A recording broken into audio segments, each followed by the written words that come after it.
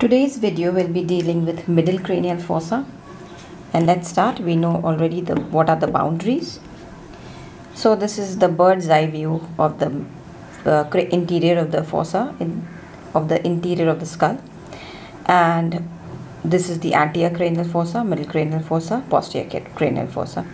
The middle cranial fossa is this butterfly shaped structure that you see in the middle. This is the body and these are the wings on either side. So let's start. The middle cranial fossa is separated from the anterior cranial fossa via this posterior end of the sulcus chiasmaticus and this posterior sharp border of the lesser wing on both sides.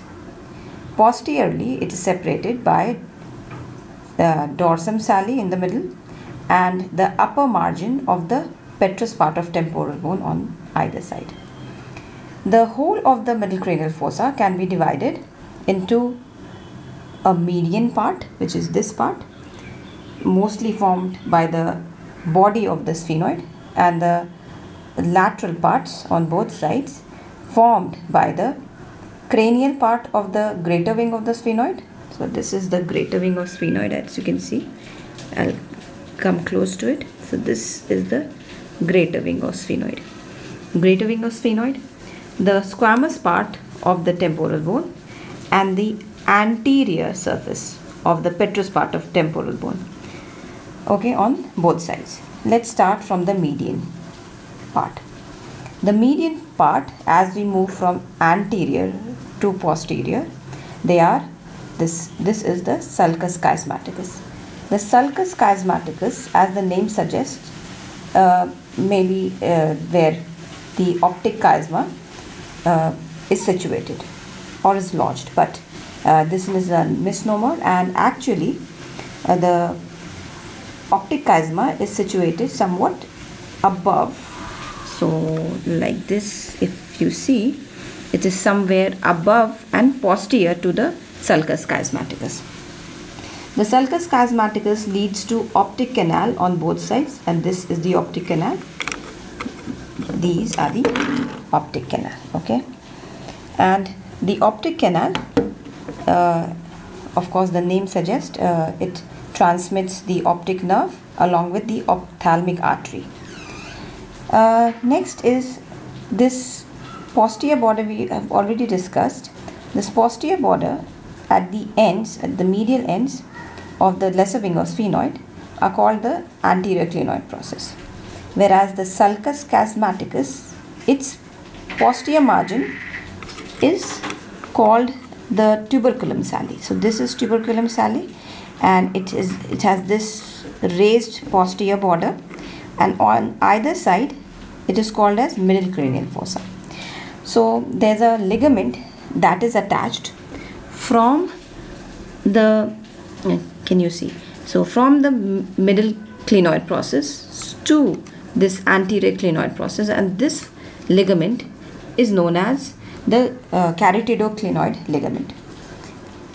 So on both sides there is carotido-clinoid ligament, and because they form, they are attached, they form a foramina, and that foramina is called as carotido-clinoid foramina.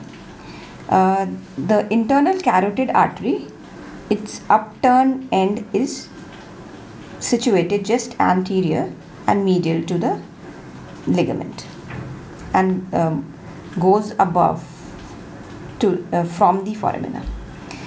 Let's now move a little more backwards, and this is the fossa which you can see here, and this fossa is called as hypophyseal fossa. The hypophyseal fossa is a depressed end. You can see from a lateral view, you'll be able to appreciate better. So this is the hypophyseal fossa. The hypophyseal fossa lodges the hypophyseal cerebri or the pituitary gland in here. Okay, so this lodges a pituitary gland, but it has a roof over it made out of meningeal layer of dura mater, and that is called as diaphragma sali. Diaphragma sali is attached, its anterior end is attached to the middle clinoid process anteriorly here, and the posterior end is attached at the posterior clinoid ends, which are the two prominent bony processes in the dorsum sali. Okay, dorsum sali is actually a plate of bone, a raised plate of bone. So if you could appreciate more, this is the dorsum sali, which is a raised plate of bone. Okay, and so this is the dorsum sali. The either ends of bony projection are called posterior clinoid process, and as we move lateral to this dorsum sali, we'll see another bony projection, a small, very tiny bony projection, if you could appreciate right there. So that one here, let me show you this one, this small bony projection on either this one. So this was the posterior clinoid process. Just lower to it, these are the pterygoid processes. Okay, so here we'll be discussing the falx cerebelli and the tentorium cerebelli. Okay, so there are two